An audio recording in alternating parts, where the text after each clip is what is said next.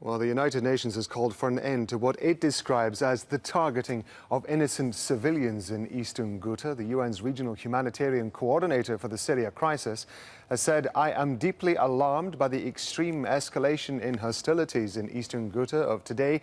The recent escalation of violence compounds an already precarious humanitarian situation for the 393,000 residents of Eastern Ghouta." Malnutrition rates have now reached unprecedented levels, the highest rate recorded in Syria since the beginning of the crisis. The humanitarian situation of civilians in Eastern Ghouta is spiraling out of control. It's imperative to end this senseless human suffering now. Well, Nader Hashemi is the Director of Middle East Studies at the University of Denver. He's joining us live from Denver in the USA via Skype. Thank you very much indeed for your time.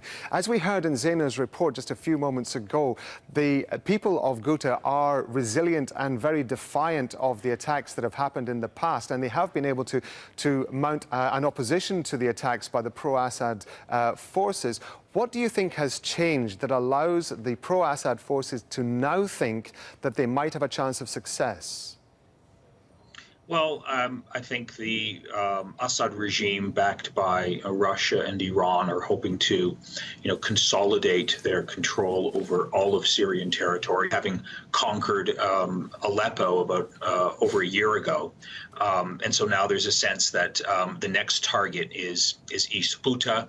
It's a huge embarrassment for the Assad regime that on the suburbs of the capital city, you have 400,000 people living in a rebel-held territory that is under siege. So I think that basically is the plan. But I think also there's an international dimension here. There's a general sense that no one in the international community really cares about stopping Russian and Syrian government war crimes. And so there's a sense that the Assad regime in Russia can do whatever they want to the people of East Ghouta, and there'll be no one to stop them. This was supposed to be a de-escalation zone that was part of the agreement between Russia and Turkey and Iran. Why is it failing?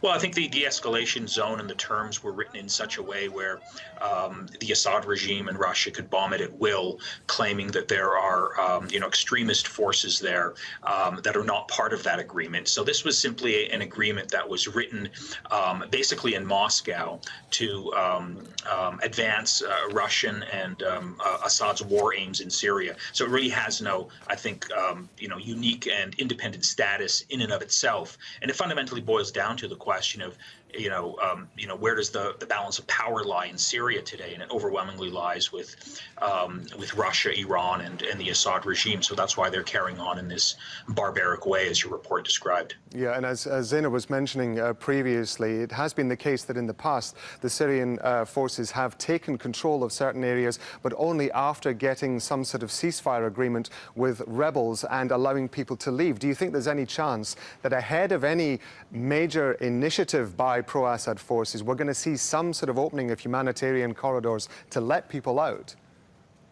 Well, I suspect the model is what happened in Aleppo, to put it under siege, to pursue this kneel or starve policy, and then to bombard the enclave into submission at the end, when the enclave is about to fall, to sort of let out civilians and to let rebels move to some other part of Syria in exchange for the Assad regime's conquest of the enclave, so that they don't have to pay any higher price. So I suspect that's very much the policy that they're pursuing in East Ghouta. And the tragedy is that there's no one there really to stop them. And it's a real open question, how long can the people within the enclave of East Ghouta really withstand this vicious siege and aerial bombardment that's extracting an incredibly horrific toll on the civilian population there.